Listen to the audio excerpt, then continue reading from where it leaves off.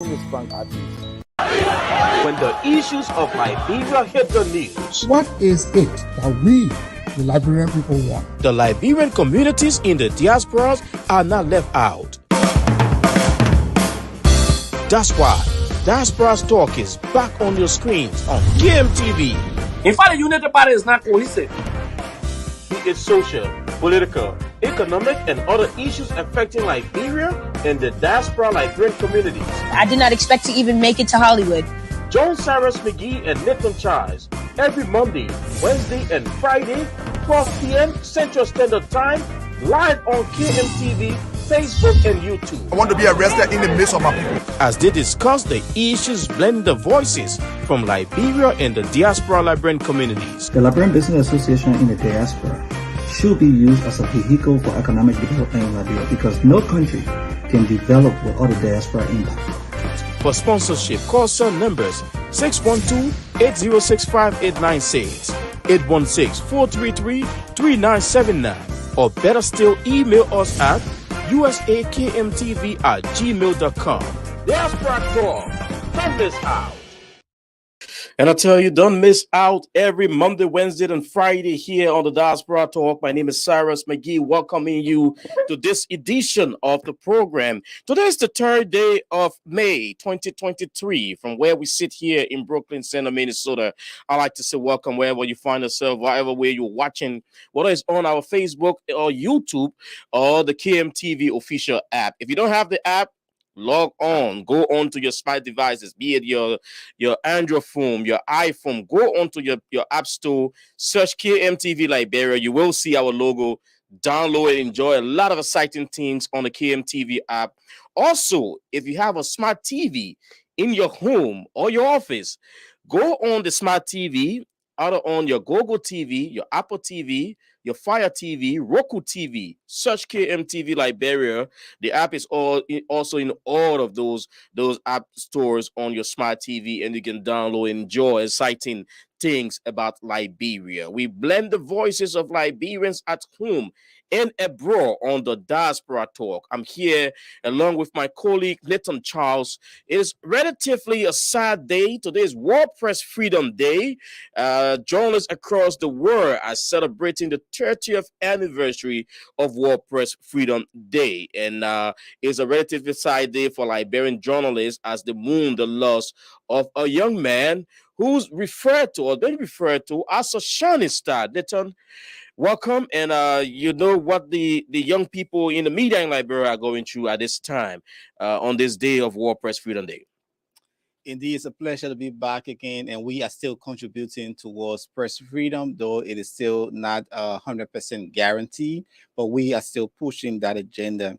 Like you said, we've been in the media, doing our part, ensuring that giving voice to the voiceless, championing the plight of other people, including ourselves, the plight of journalists. So indeed, this day is very historic for us, and our work in the media, our work in our society will be counted, or has been counted, because it is important that we in the media play a very important role. But the situation in Liberia is the media. Do we have a free press in Liberia? I would say 100%. you want to start this discussion so quick. Let's not jump there. We have a couple of people that will join us. We expect the vice president of the Association of Liberian Journalists in the Americas, Dr. Samuel Y. Jackson.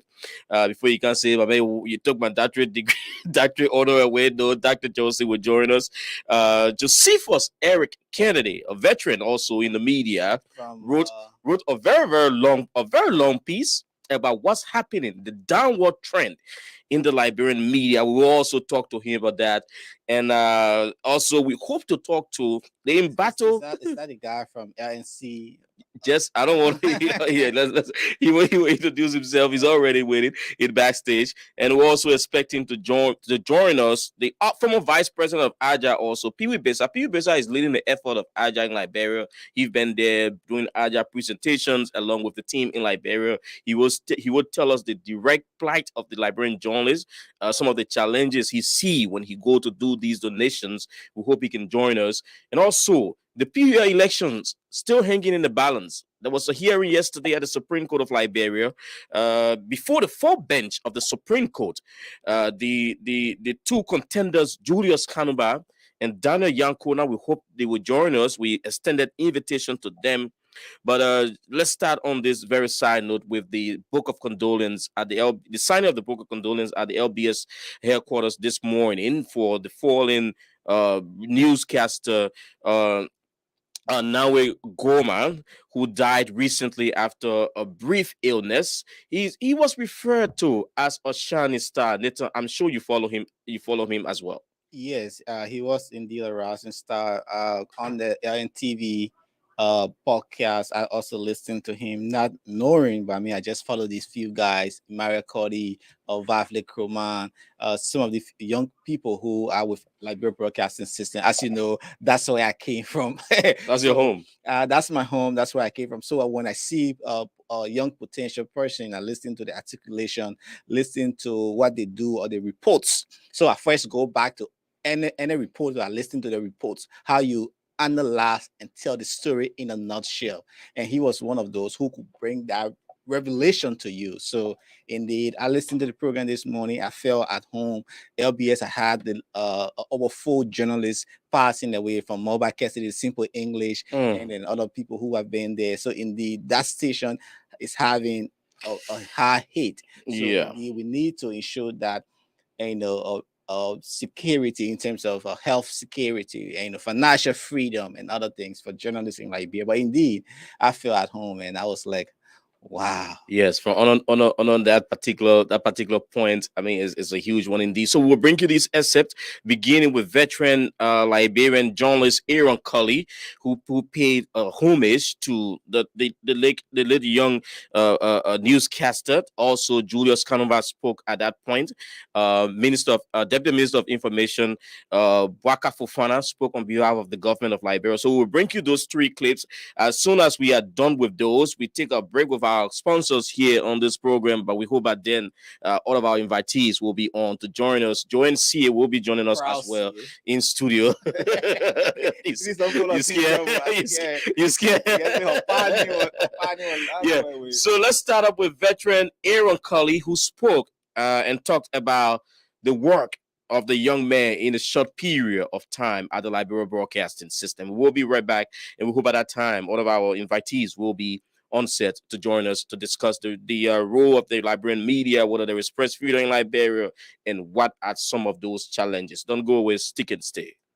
And let me say to all of us, we shouldn't measure Nawe's passing in the brevity of the time that he spent here, but in the quality of his service to his family, this institution, and the nation. Nawe had an instant national appeal. He was gifted.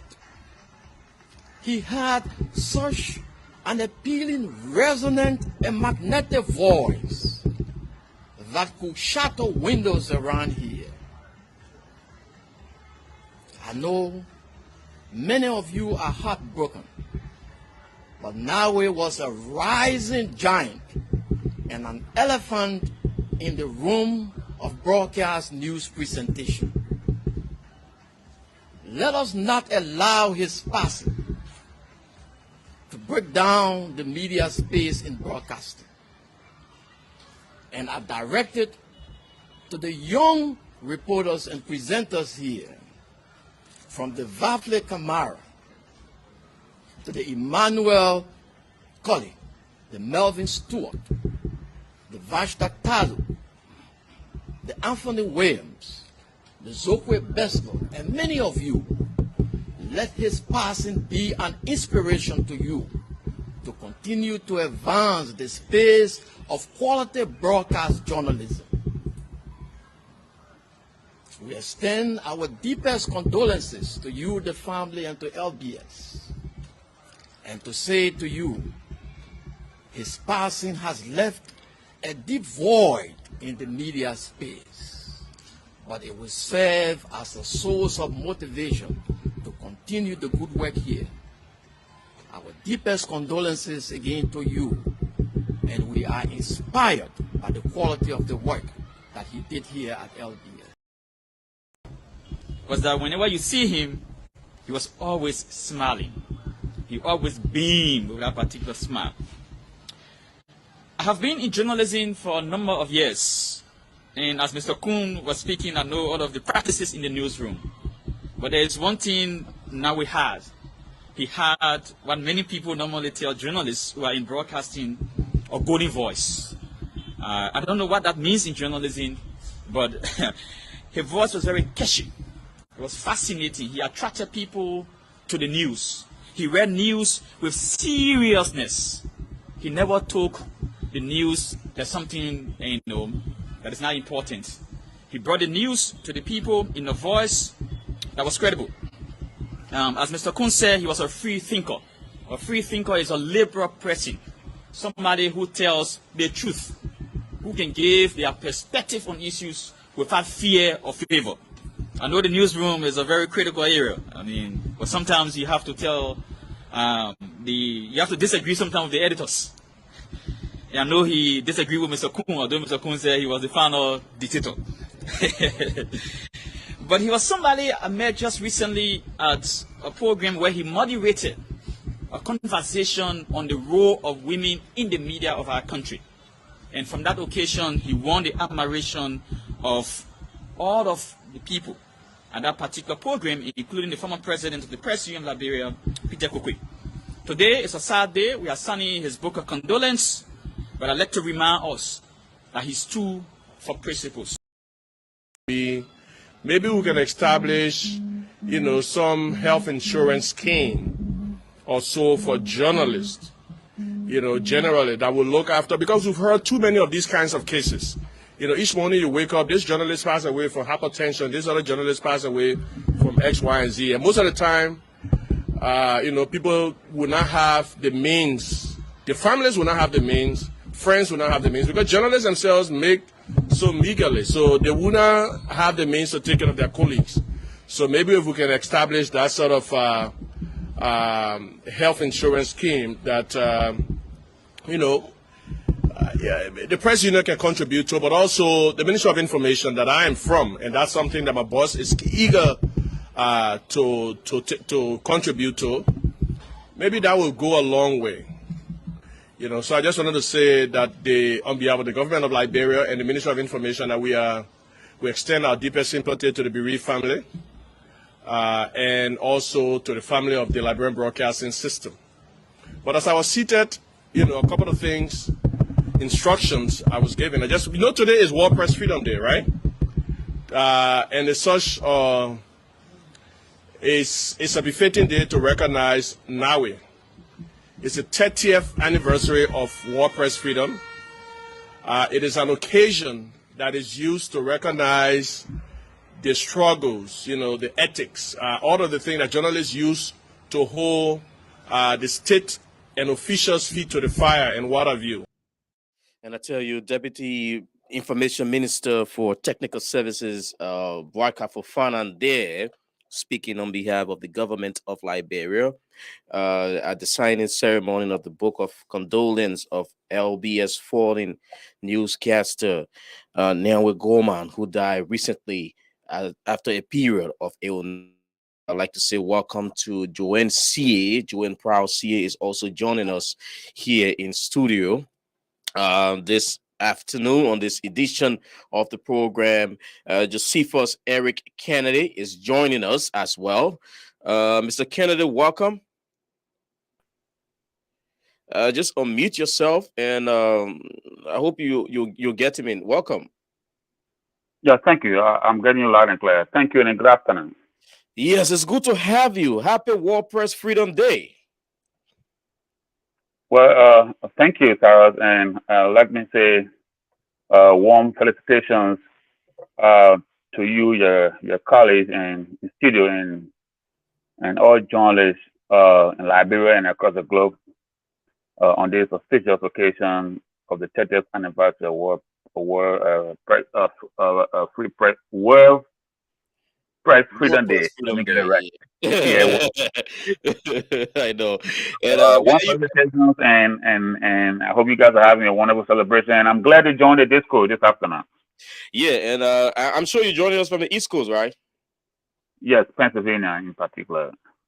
Okay, Joanne, you just walk in while we started the show. Welcome. I always put you on the spot, eh? She busted up. But it's good to see you again once more. Joanne is one of our newest sensations. She joins us whenever she can in this busy America. It's good to have you here today on today's edition of the program. Yeah, I'm glad to be here as well. I'm trying to balance the schedule. Everybody fighting and doing that. Everybody fighting and doing that. And we show up whenever we can, at least. It's passion. Yeah, it's passion. Once you can make it, you. I was listening to my pastor's vision the last time he was saying, you having a job and having a profession or a passion for something, like you're two different things, because you can get a job. But what is that thing that is within you that is burning that you're willing to do, whether you're being paid for it or not? And that's why we do here on a daily basis. And let me also welcome the Honorable Vice President of the Association of Liberian Journalists in the Americas, ALJA, Dr. Samuel W. Johnson. Dr. Johnson, welcome. Thank you very much, Cyrus and team. It's a pleasure to be on your platform. And it's good to also have you. And when are you joining us from as well? I'm joining you guys from the peaceful, quiet home of the Presidency of the United States, Delaware. That place is not quiet, peaceful. Come on to Minnesota. This is the capital city here. I mean, no Yeah, the taxes. capital city is cold. I don't want to freeze to death. I know. But it's good to have you, Mr. President. And happy War Press. President, before Joe Messinger, who may content. Happy War Press Freedom Day. The same to you, and happy World Press Freedom Day to all reporters, journalists around the world. Yeah, and so we will be looking at the day in general, and I would like to start up with you, veterans. We came and saw you on the stage. We tapped into your blessings. At some point, we attempted stepping in your shoes, and the marks you left, they are there, but there are a couple of different things trending right now in the Liberian media. And let us start up with this big question. Is Liberia enjoying press freedom in this day and age? I don't know who want to go first. I'll leave it to the honorable man to start first, Mr. Josephus Eric Kennedy. I know to be everybody has added the Josephus part, so yeah, Lord. The thing we're talking backstage, you bring it all your life. When I knew you, your name was Samuel Johnson. Now you Samuel W. I was Johnson. always some way. Ask everybody that knows me. I haven't changed. But anyway, I thought the vice president would have gone first, but thank you for yielding and appreciate. And let me say happy Press Freedom Day to you, Johnson, and to all the guys in Aja, the men and women in Aja, and the journalists across the globe. Yeah, Sarah. Yeah, press freedom is being enjoyed in Liberia.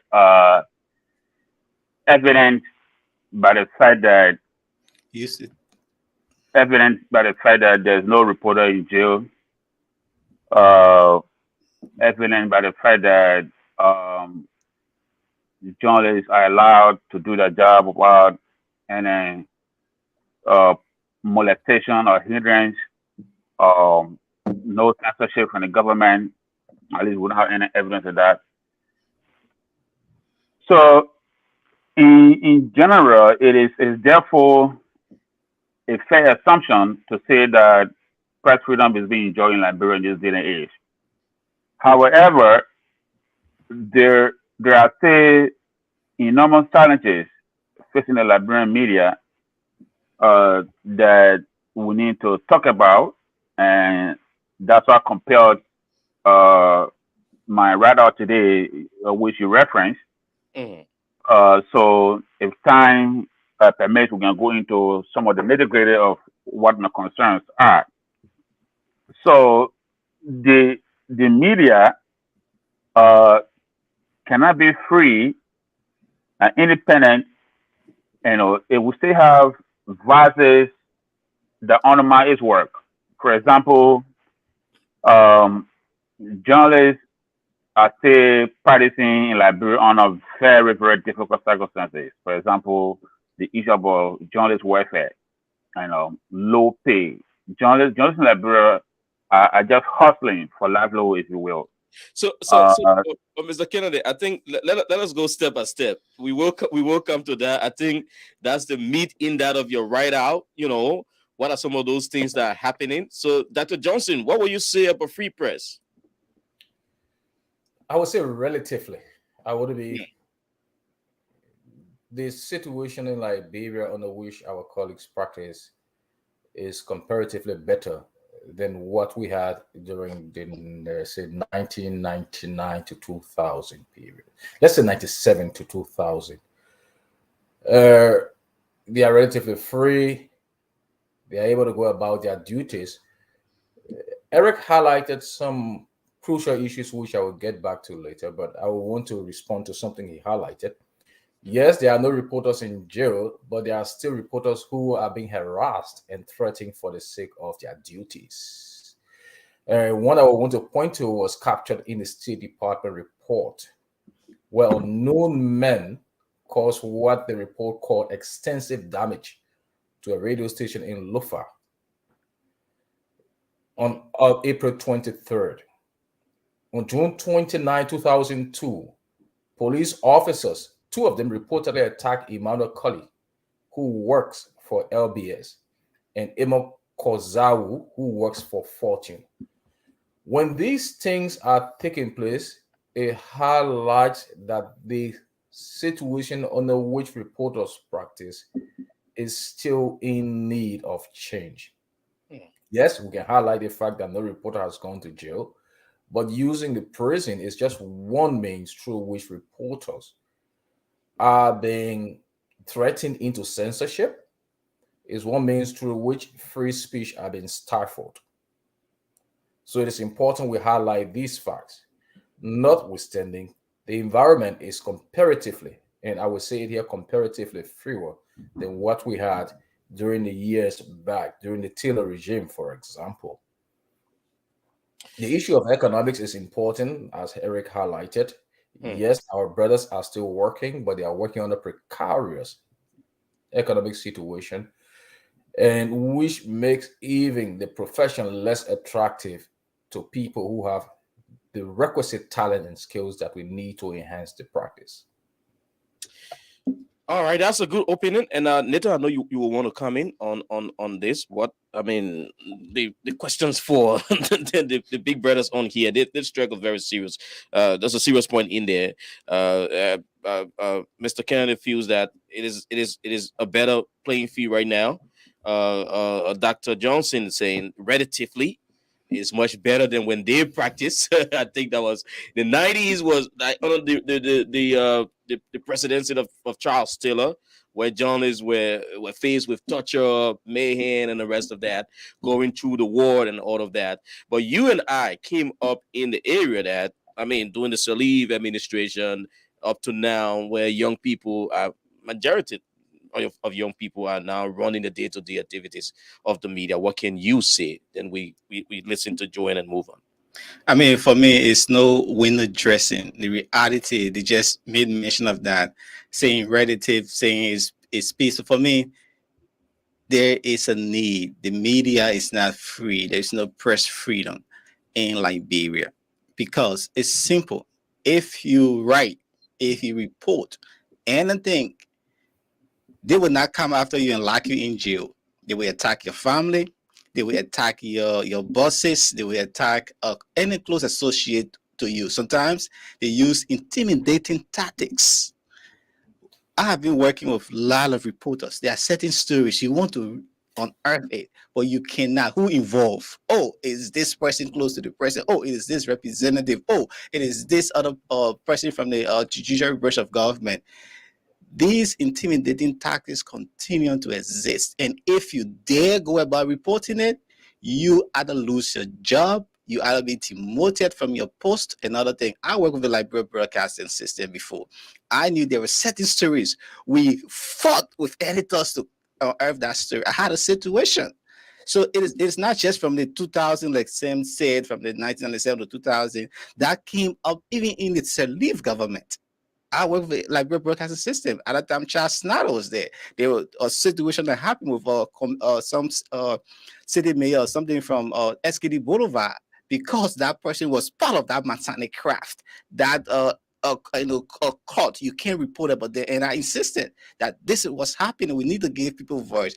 Even under the current regime of President Weah, we still see these things. He made mention of Emmanuel Cody, who from the state broadcast were brutalized. Moses Gaza. So we still see this intimidation. So there's nothing to say we have a relative. No, it is not. For me, I respect the view, but I say, no, we don't have press freedom. Joanne, take a shot quickly.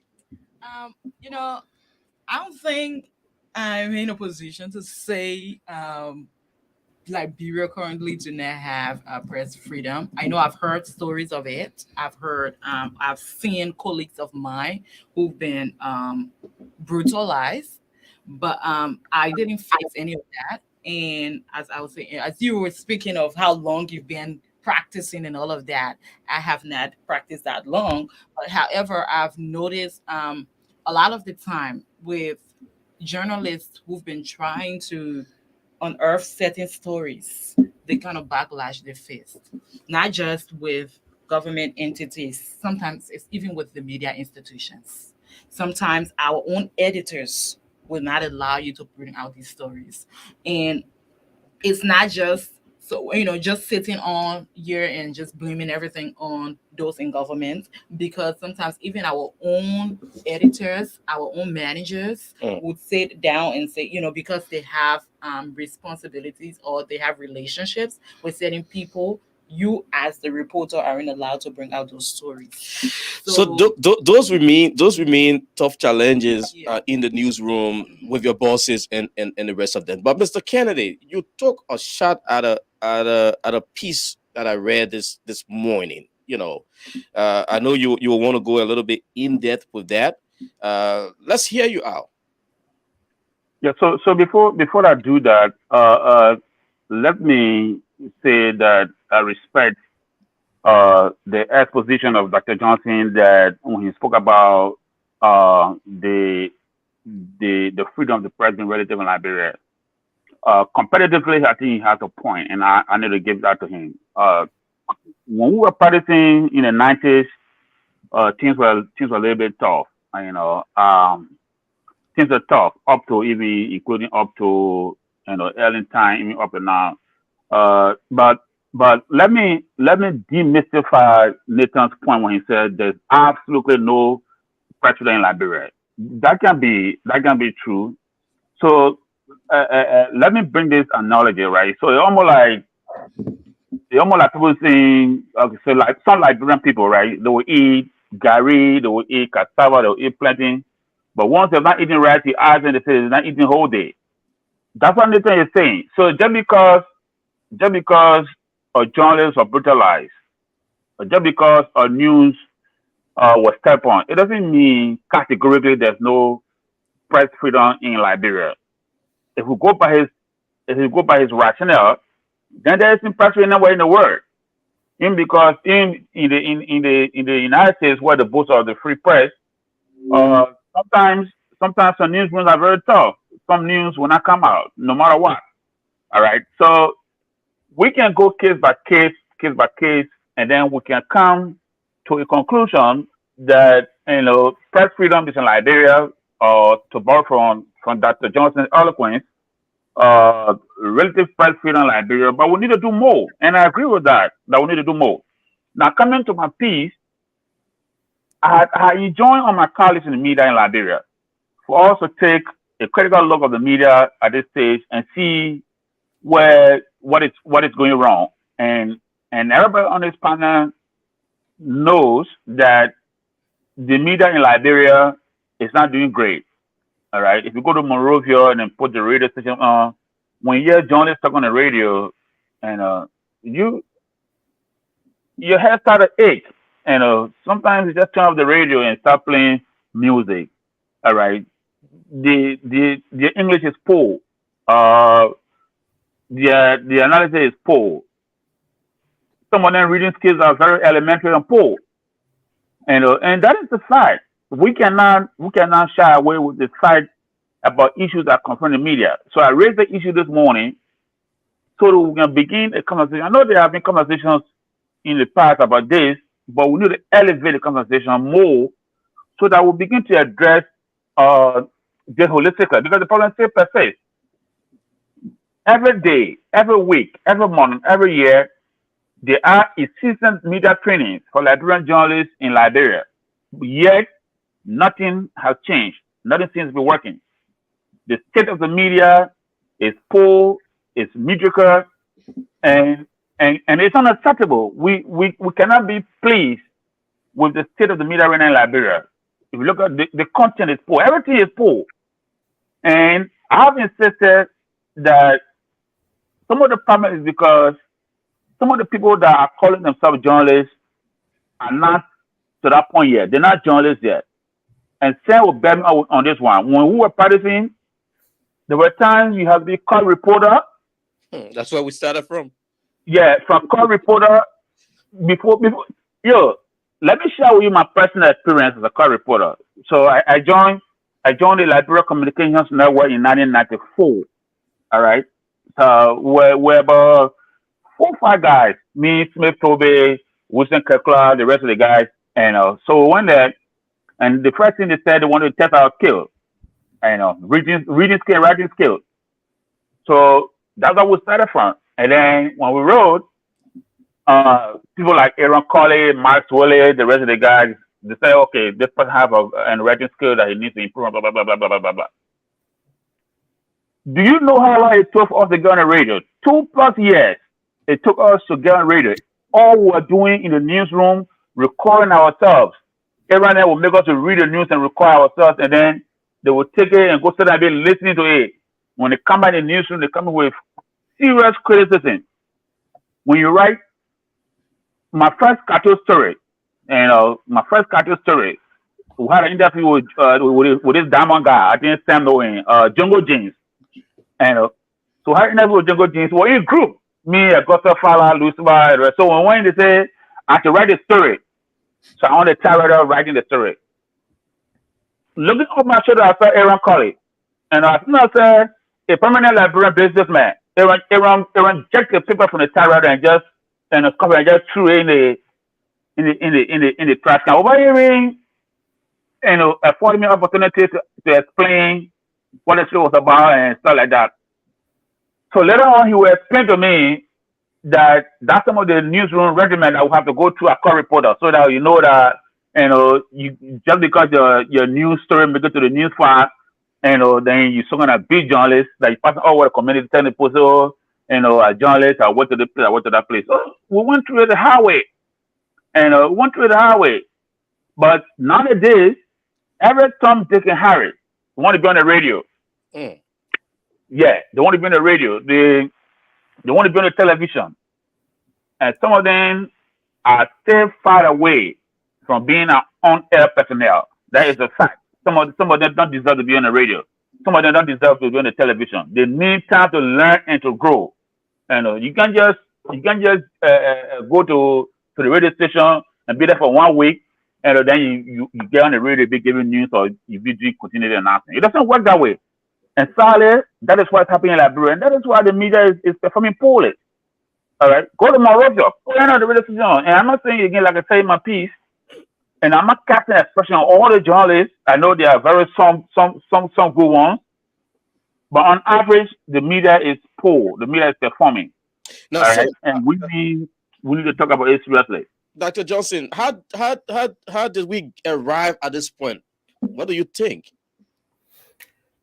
Yeah, some of the issues Eric highlighted are issues that deserve our attention. I'm no longer in the newsroom, so I'm watching from a distance. But he alluded to something that we had during our tenure as reporters. There was what I call stages of growth. And so it was just this regimen through which reporters went. in order to excel as they went from one stage to another. You starting with cop reporters. Some newsrooms started with what they call reporters in training, which means you are a reporter, but you were being trained. And training here was very, very rigorous. And it was not only just from the pedagogical standpoint, it was also a process of mentoring where seniors came in and took the hands of the younger folks and walked them the walk of the profession, taking them through the basic skills, those rudiments that were required of good reporters, the issue of ethics, the issue of interviewing techniques. How do you write sentences? How do you structure a news story? Those were basics that we had to go through as reporters, upcoming reporters. And it was not only for reporters at the beginner's level, let's say.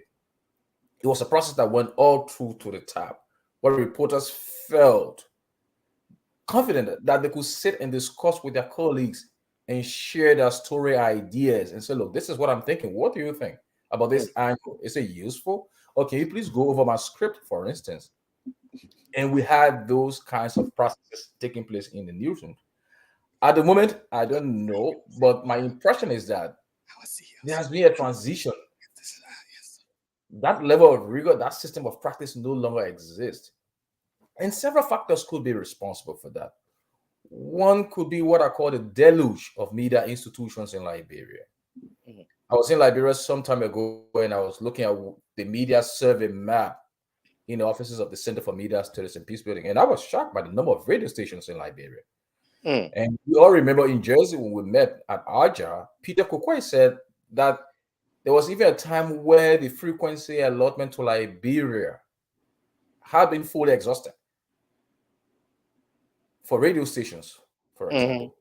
So when you have that particular kind of situation where you have this huge number of organizations coming up in the industry, it's going to require a high level of manpower to man and sustain that growth. And that is one area we have fallen short. We've produced the men. I don't know whether we've produced the men, but it has reached a stage now where media institutions go out and fish their own reporters and announcers. But even in so doing, they seem to be limited in providing the requisite training for those reporters. Again, it could be a management problem, but it could also be an ownership problem. Because many of those who are also owning radio stations are owning them for political purposes. They're not interested in the quality of the production. They are in the extent to which they measure quality is by the number of times that their courses have highlighted on these media institutions or in these media institutions. So in that way, they pay limited attention to the issue of the quality of reporters or the type of announcers they are going to recruit. They only want reporters who can do their bidding in this public information space. And so if you look through it, you come to see a lot of these guys who are coming up. I mean, it's no offense to them. I appreciate that time because it takes a lot for someone to volunteer to serve. It's a public enterprise. Let us not forget. That is why it is a human rights issue because of its public nature. So most of these guys end up in the profession. And that goes back to what Eric was saying, the issue of training. Yeah, we provide a lot of training. You all know it. Aja itself has joined this training bandwagon because in as much as we want to demand a respect for freedom, we are also aware of the fact that the reporters themselves have a responsibility to ethics and quality reporting. All right, so we're gonna come to what needs to be done. I think that's where you're driving, Dr. Johnson. But we have joining us also the former Vice President of AJA, Pee-wee Kova Besa, formerly of the Liberia Broadcasting System. They told that like a homemate. When they were exiting, welcome. When you were leaving, I was entering. Welcome, Pee-wee. Thank you. Cyrus and Dr. Johnson and Kennedy. Man, nice to see you guys, man. You too, Pew. Happy to see you with the spectacles on. Always taking some shots. Yeah, people, you join us. You join us at the time. Firstly, happy World Press Freedom Day. You join us at the time. We are talking about free press in Liberia. There have been mixed views about press freedom in our country. and then we were at the point of the challenges where we are. I'm sure you read the piece written by Eric as it relates to what's happening in the Liberian media right now, the downward trend in the media, and we what needs to be done now. You directly represent Aja on most of the trips to Liberia, helping reporters out, whether it is presenting equipment they need, helping with the training. What can you say exactly about what you see on the grounds, while representing our association? Thank you, Cyrus. One thing I actually came in late. One of the last pieces I heard Dr. Johnson talking about is the reporter's responsibility. I think reporters' responsibility again is a key. I don't care how much we provide out of the assistance we have in America to people in Liberia, especially Liberian journalists. Again, the responsibility of them to want to do what it is to be a good journalist is key. Being a good journalist is not just taking the microphone or tape recorder and being in the street and showing that you will talk to somebody. I think you got to know the rudiments of what the good reporter is. Also, the responsibility also goes out to publishers. How much are they paying these reporters? How much do we all advocate for reporters in Liberia to be able to even make, whether it is $7,500 or even $200? I think it's again responsibility on every party in this entire process. What we've done, Dr. Johnson did allude to some of them. We've been able to provide trainings. We've been able to provide equipment for Liberian journalists across the length and breadth of the country.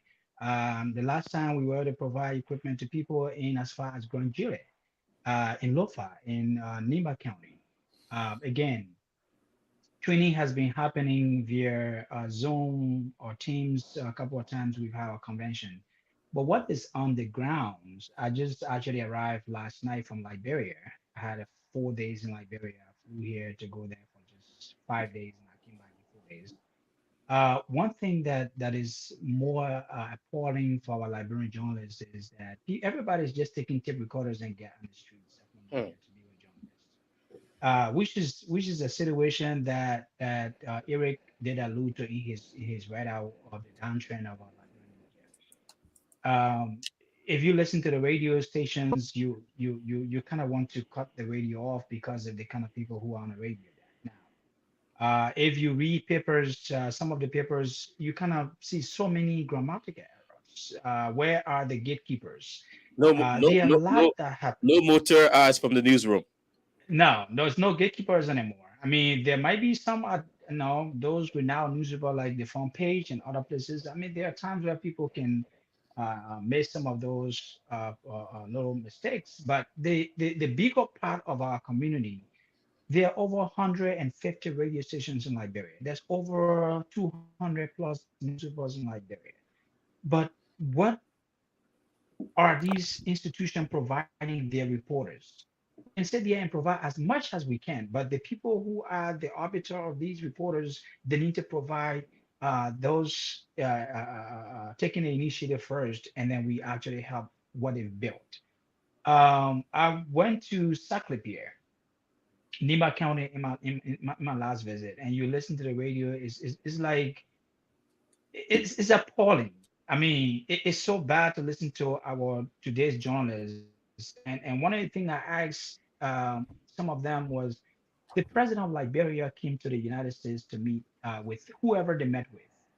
What was your question if you were there at the airport to ask him about his trip to the United States? And when I was like, oh, we already asked him, we said, how was his trip? How was his trip? How was his trip? So there are a lot that needs to be done, but again, the responsibility fall back on the reporters. You and I were there, Dr. Johnson, and I and other people were in Liberia working as a journalist. We put ourselves into being a journalist. We did not wait for people to give us hands out, to give us these things. We worked hard to make sure that this is what we were interested in. Is that happening in Liberia now? Hell no. people do not even have interest into what they do as journalists anymore. They get on the radio and talk about situations that does not even have anything to do with the largest population. One of the sticky thing that actually came out in Liberia when I was there just last week, actually, last week was the statement by the UN's ambassador. The UN's ambassador, put it through a bombshell in Liberia with whatever happening with our communities in the Leeward counties. No Liberian journalist, I'm telling you, no Liberian journalist could sit on the radio or even decide to talk about this or do an editorial about what this guy is talking about. No reporter. The only person that afforded me the opportunity, I was ECOWAS radio to discuss the ambassador's press release. What do we look at it? How do we take it in the diaspora? What impact does it have on our community and our country? Our country is in the trouble. It's in a huge trouble. And I think again it behooves us as professionals to again do what we're gonna do. We continue to provide trainings. We continue to provide gadgets to our media institutions in Liberia. But there's more to be done. There are a lot to be done. Again, I keep saying the responsibility is on the people who want to be who they want to be. All right. I mean, you couldn't say any better. Nita, I don't know whether you want to come in on that. Pee Wee is giving a first hand, to what is obtaining in Liberia. I don't know whether you want to come in on that before we move forward.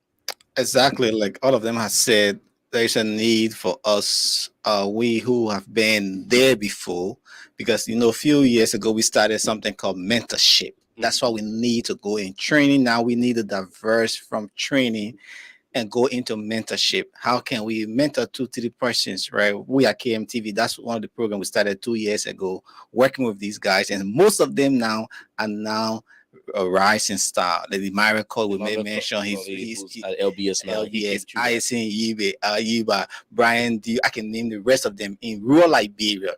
They are now improving the skills. There is a need, because if you go back, the people said we fought our way. Now I wrote a couple of articles, and I'm reading a couple of articles written by Joe Wanda and other professionals in the media, Aaron Cody and Lawrence Rana. These are people who fought, to ensure that we train other people, the Canadian Broadcasting and Corporation, other foreign partners. How can we divert our energy into mentorship? Also, too, there should be some regulation. If we must have an independent, a more vibrant media, there must be a regulation for our entity. Because hey, if I get maybe $8,000 today, I go put up one antenna, and I'm ready to run news, collect anybody from high school, they just come in and going on, so there is a need.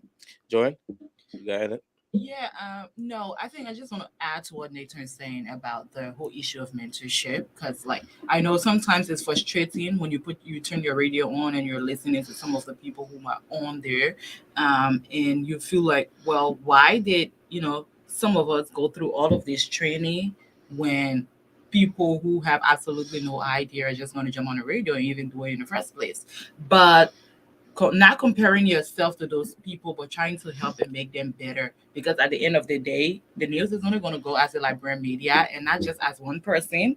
It's only going to go at, well, all of the journalists in Liberia do not know what they're doing. That's why people are going to categorize the whole thing, because they're just going to say, people are just going to sit back and say, well, all of the journalists in Liberia or Liberian journalists do not know what they're doing. They just sit on the radio. Some of them only playing music, and some of them just keep talking in the music without even giving you a chance to even listen to it.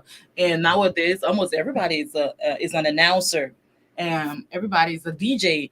And there aren't a lot of reporters. There aren't a lot of people who are willing to go in the field and gather the news and even sit down and edit it. A lot of people in the newsroom currently do not even know how to edit a story. And so when you have those people in the newsroom, and you have people who are just, and nowadays you see editors are even willing to just sit down and take those stories. Some people just go do the interviews, come back, Some of them do not even do the interview. They just go and go to press conferences, put down their recorder, get the recording, go bring it to their editor, and just leave it, and they were done. And those people are allowed to even get on the radio and read the news. Now, I'm not saying somebody cannot get on the radio and anchor a news story, but a part of the training process is you should be able to at least edit your own story, sit down and write your own story. But now I can tell you for free, there are over 80% of people in the newsroom who do not even have any idea on how to do those things.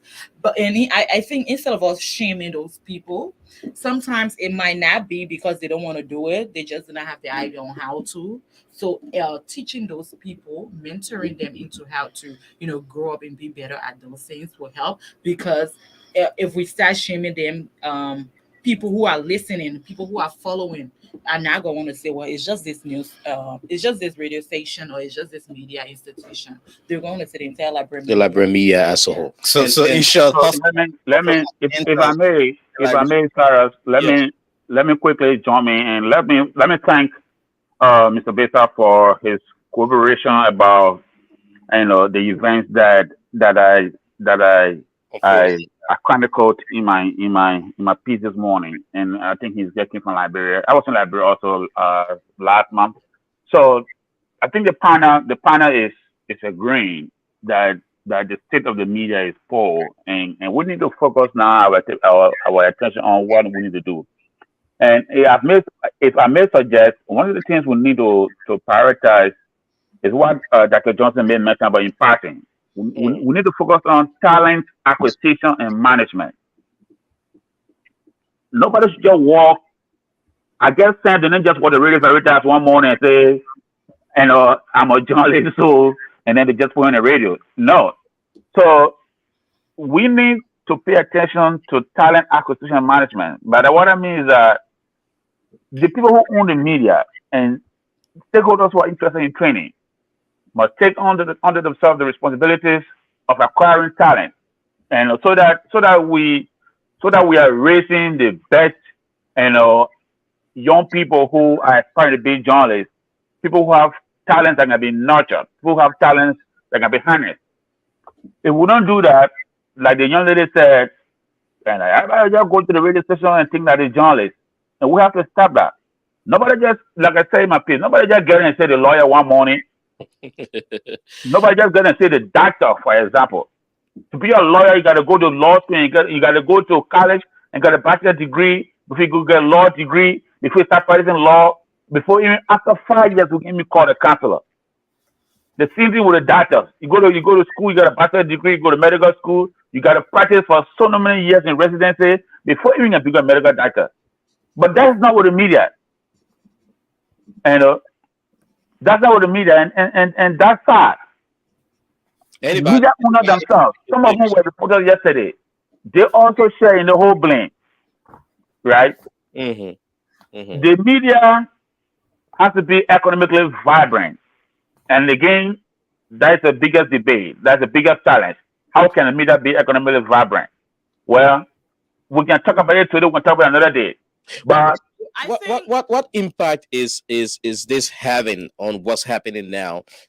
Most of those media institutions we see in our country, whether the radio, the newspaper, the TV, owned by people other than journalists, owned by politicians, owned by business people who don't have interest in what the quality of the media output should be. What impact is that having? Let me chime in on that quickly. I don't have much time, but let me chime in quickly on that. You'll be a little bit Again, audible, Pee-wee. I said let me chime in on that quickly. I think one of the problems our media is facing, especially people in the media. Let's look at loyalty as well. I mean, I understand Dr. Johnson is talking about, we want to make sure we focus on, people by people. But what does loyalty mean to these people who are working in the media? Are they loyal to themselves to make sure that the media is vibrant and viable for tomorrow, or are they loyal to political, um, leaders in Liberia? I'll give you one typical example. I traveled to Foya And when I got there, the first question I asked was, can I see the public radio, the community radio station? I need to talk to people here. And with big dismay, I was told that, oh no, we will carry you to the radio station on the other side. I said, which one is the one on the other side? They took me to Thomas Father Radio. Thomas Father Radio, yeah, on the other side. And that radio is a state-of-the-art radio station he's built in Foya. Does that benefit the community? And I ask, no. It benefits his propagation of who you want to be in Foya. It doesn't benefit people in the Leeward County or in the villages and towns who there's no road going to their farms and to produce their crops and bring it to town. No, it doesn't support them. It supports the ideal of what the political leader wants in that community. Again, we have our people because of poverty also, because of the situation our country has been denigrated. We come to the situation that's unfolding in Liberia, people taking loyalty based on what they can get. It's a long way to go. And I keep saying this, it's a long way to go with a lot of our institutions when it comes to the media. I don't want us to, in this World Freedom Press Day, I don't want us to focus basically, Monrovia is right there. I was able to go out of Monrovia, go to counties and communities outside. Our community outside at a point where they are relying on people who give them handouts. They rely on people who can give them, let me do this. I don't want to call you the name. I met a guy who runs a newspaper, and he was arguing in Malcolm Joseph's office. Me, Malcolm, and other people in the office. He was there arguing that George Weah is the best president in Liberia. First, he's taking side as a reporter. A journalist. Yeah, a Liberian journalist who is running a newspaper. And we went back and forth. At the end of the day, you cannot convince him because his loyalty has already been bought to that person. Again, how do we start? Where do we start? How do we even help our community? If we can decide to do what Nathan said, mentorship, and that mentorship should not be muff talk mentorship. It has to be financially capability muff talk mentorship. It has to include everything. It has to include the fact that you want to build a man as a whole. You got to build him, top to bottom or bottom to top. You're not going to say, my man, I got a tape recorder here. Here you go. I'm going to provide you all of the resources in terms of learning resources.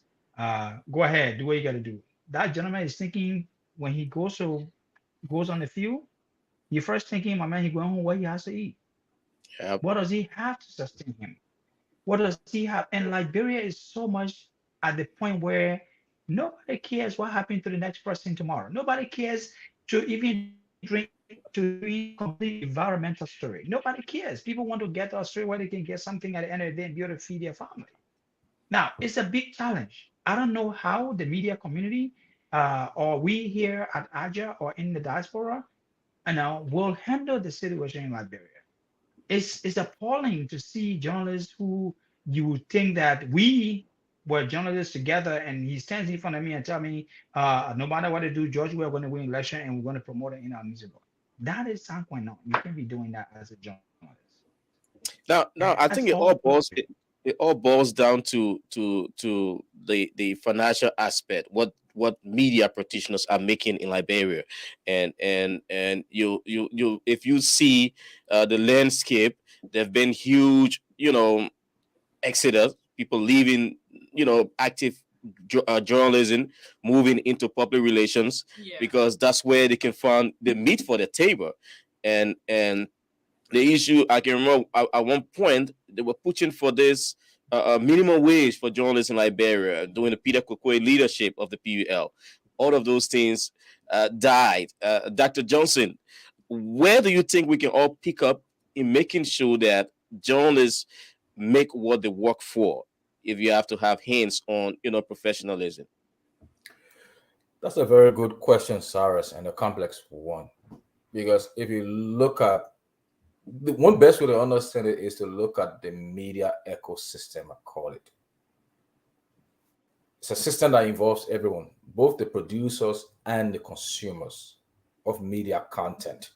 So here is both radio, television, newspaper, social media content.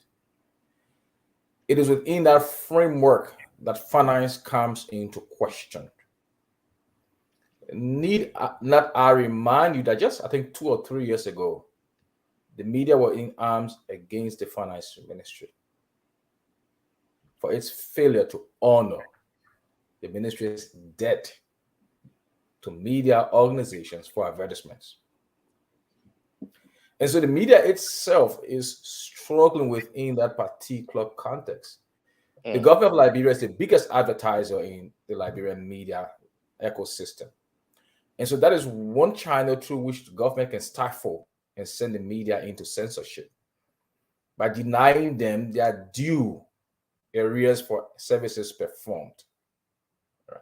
And so if the media is not making adequate from revenues, and we all know that sales of newspapers is just minimal. It's a drop in the bucket when it comes to the operation of a media, of a newspaper, for example. So bulk of that money should come from advertisement and other forms of revenue. And so if advertisement which comes from the government of Liberia, a huge portion of the revenue intake is not being paid, then it means there is a problem for the media. Yes, the issue of the precarious working conditions need to be highlighted. We need to continue looking at it. But even if we develop a wage system here, we also have to think about the revenue state of these media institutions. So it's not only about hammering media owners to pay, it's about thinking about the whole ecosystem. So it goes down to the question of who gets the right to establish a media institution, who gets the right to practice as a journalist. What do we expect as journalists? If you look at other professional organizations, someone talk about the Lawyers Association, the bar. The bar have a legislated act. So you just cannot get up in Monrovia and say you're going to be a lawyer. You go to jail right away. Oh, yeah. And you think it's only in Liberia, right? I was reading a story some weeks ago in Ghana. A guy impersonated as a lawyer. And they had him sitting on the prisoner bench in his wig. You know, the British people still do that wig thing in court. Waiting to be sentenced to prison. We do not have that. All right. So you go to the Commerce Ministry, you pay your business registration, you go to the Ministry of Information, depending on the perception of the minister in charge, you get a license. Boom. You are a media owner.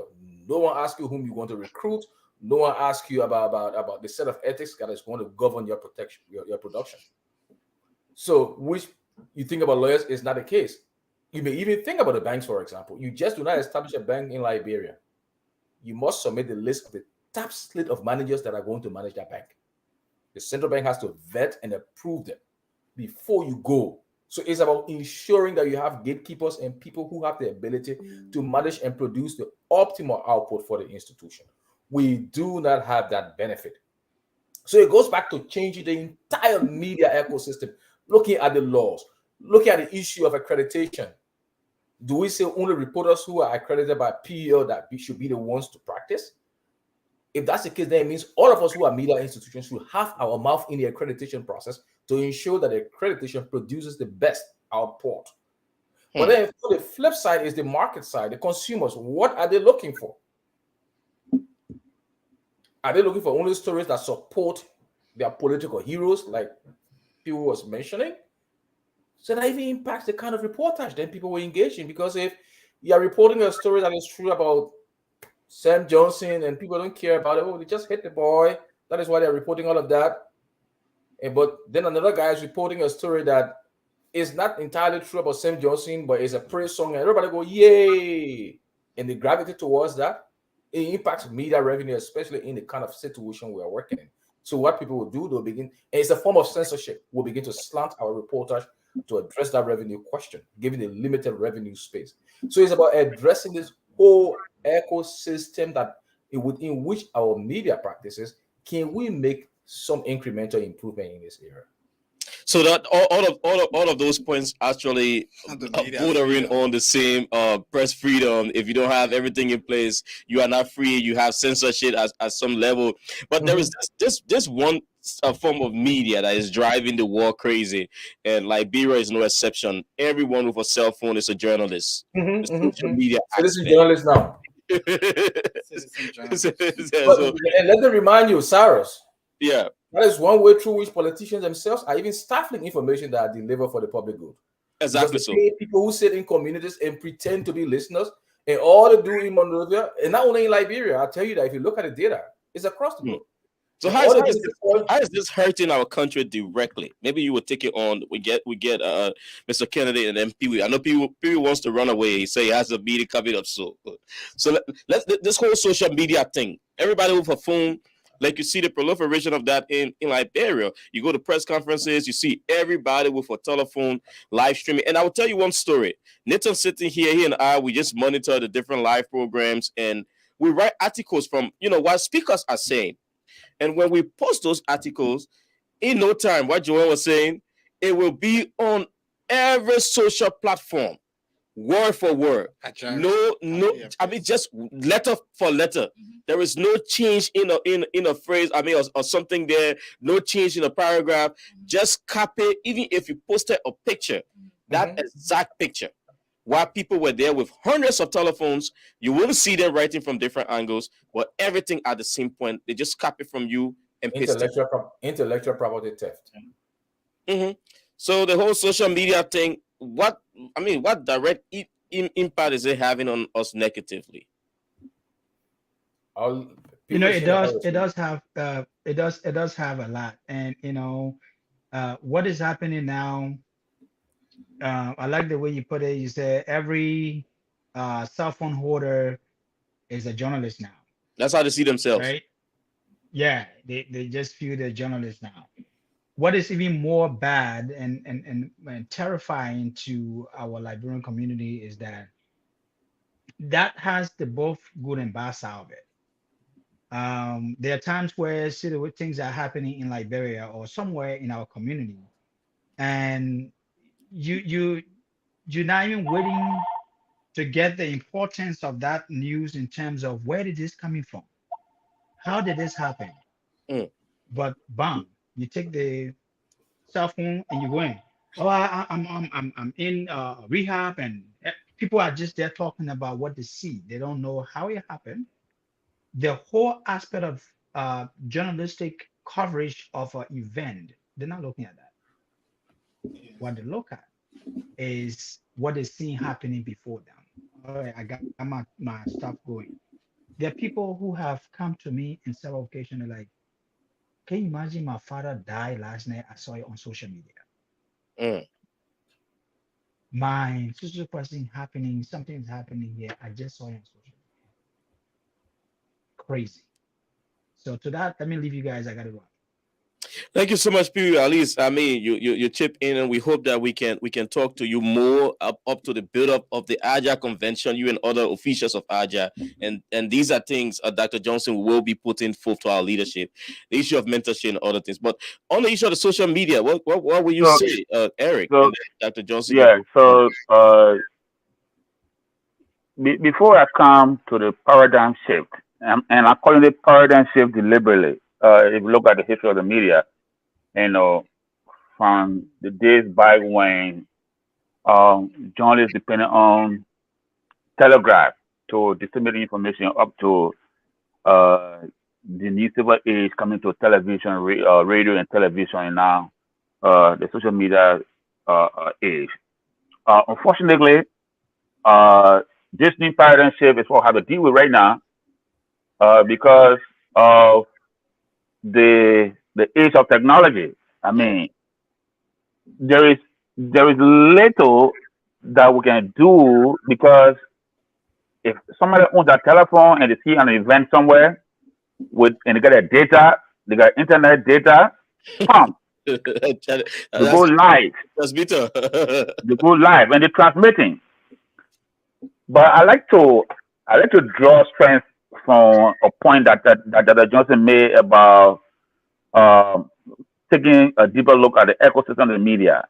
All right, the journalists in Liberia are among some of the least paid people in our country, and that's sad. And that's why people are leaving the media. That's why competent, and professional people are leaving the media. Perhaps that's one reason why I left the media, because one time I was in the mainstream media. I had to leave because they were paying me low. And say, for example, Saturday low when I was director at Law TV, they were paying me $300. I had to leave because I had a job that was paying me more than that. So and it's about stuff. That's true. So people are leaving the media because they have to make ends meet. All right, they have their family to feed, they have their children to send to school. As a result of that, when all these people leave the media, then bam, here come the citizen journalists, here come the every Tom, Dick, and Harry who think they are journalists. So I think Johnson is right, Sam is right, that we have to look at the ecosystem of the media to see how the media can be empowered economically and to deal with some of those things that confront the press in our country. So the social media thing, again, Sam made a very good point. There has to be a strong regulation. There has to be a strong regulation. That whole narrative doesn't make sense to me. It has to change. Nobody can just get up one morning. Oh, you see print media, newspaper on the market stand one morning. Nobody knows how they go on the media, on the market. But like Sam said, if I just went to Moravia tonight, I just follow a newspaper, in the morning that is friendly to the government, nobody will question me. Nobody will question me.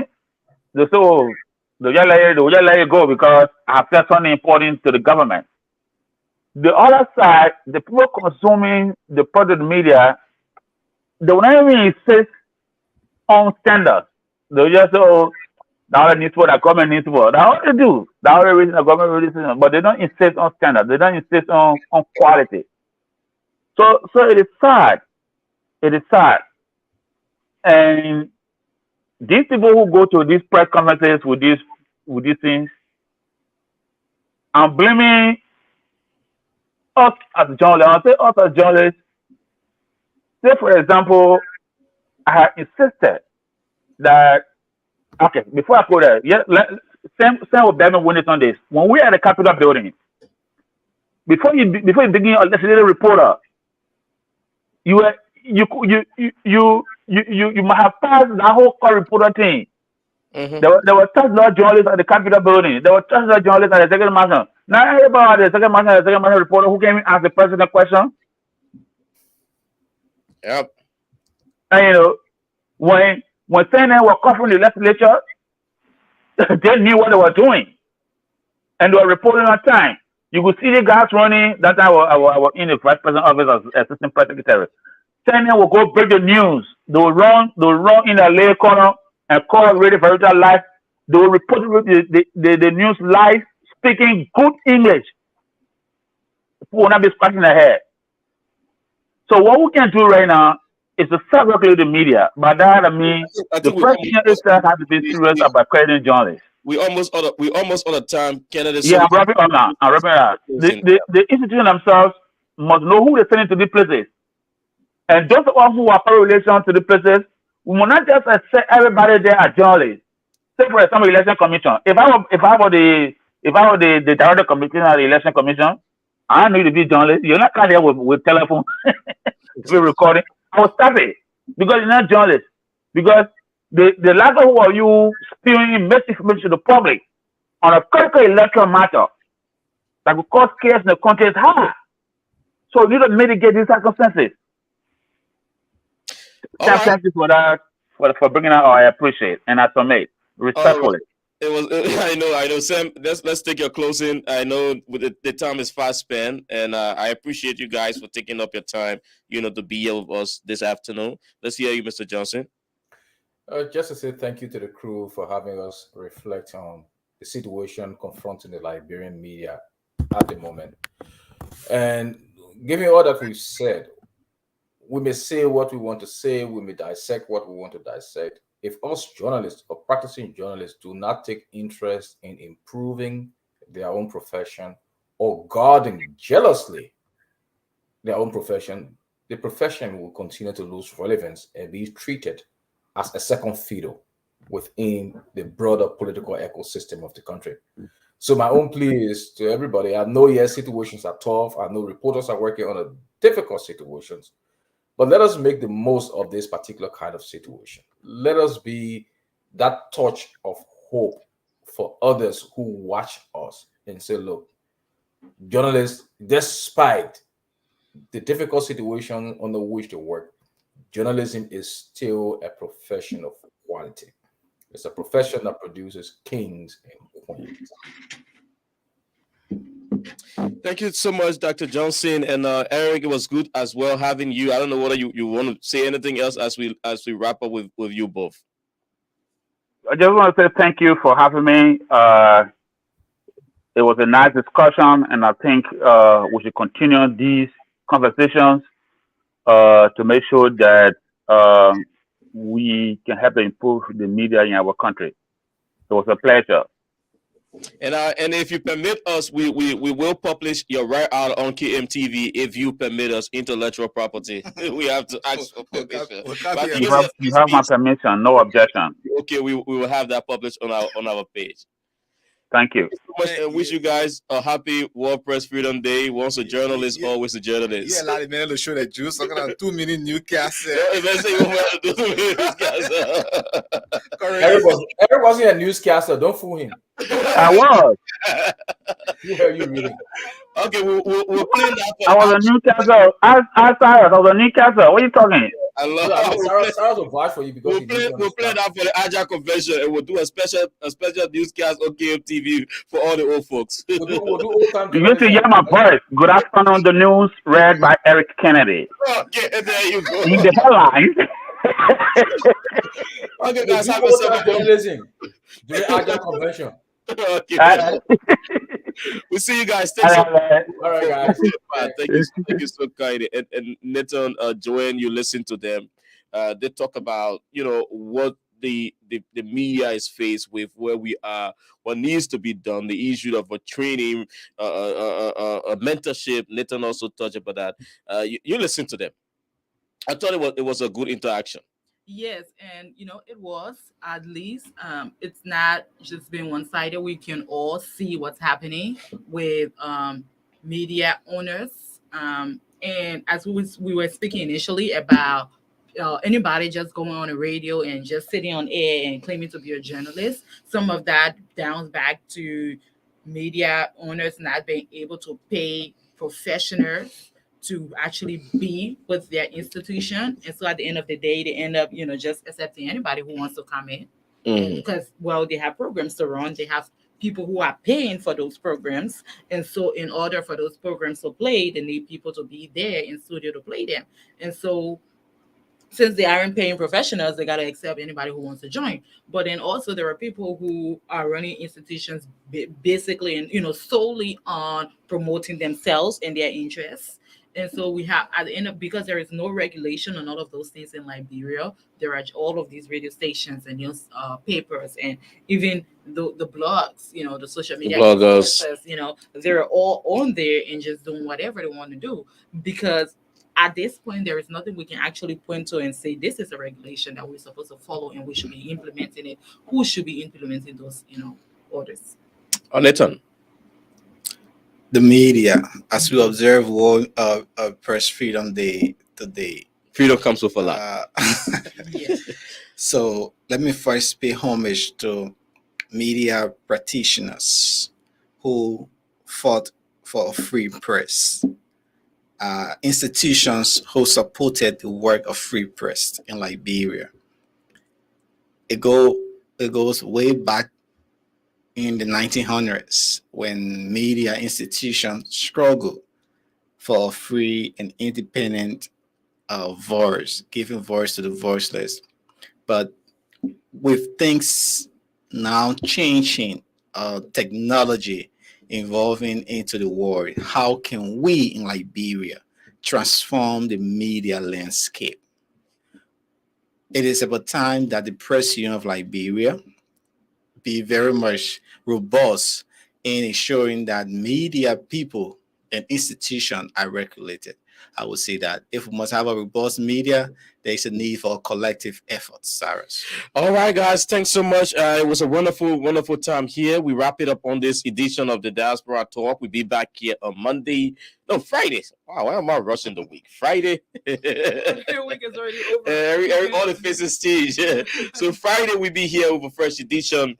Thanks to Eric, Kennedy, Sam Johnson, as well as Peewee Bessa, who joined us on this edition to look at the issue of media freedom in Liberia, the challenges where we are, and Eric wrote a very, very nice piece as it relates to the downward trend that the media is taking and what are things that could be done to revive the Liberian media. We're going to publish that on our page as well so that you can have it to read. But until Friday, we wish you guys a wonderful time. Happy World Press Freedom Day to all of you, and we leave you with our sponsor, the Pack Liquor Outlet. Let your celebration begin with Pack Liquor Outlet, your first Liberian-owned liquor store in the city of Brooklyn Park, Minnesota. We have everything that you need to set that special occasion of ride. For your next party or great get-together with friends, visit Pack Liquor Outlet.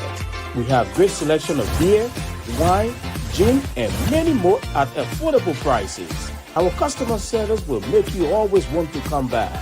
We are open Monday to Saturday, 9 a.m. to 10 p.m. and Sunday, 9 a.m. until 6 p.m. Pack Liquor Outlet, your one-stop celebration store. We are located at 6315 Zine Avenue North, Brooklyn Park, Minnesota. Visit us today and feel the difference.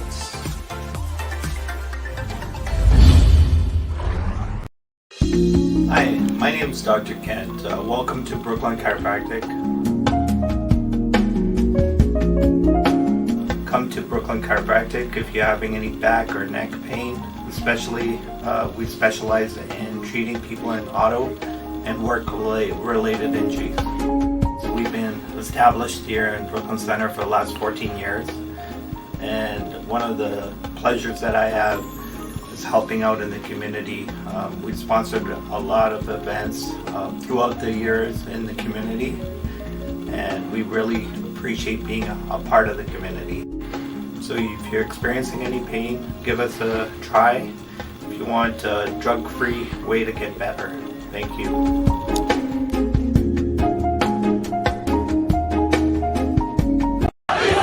When the issues of Liberia hit the news, What is it that we, the Liberian people, want? the Liberian communities in the diasporas are not left out.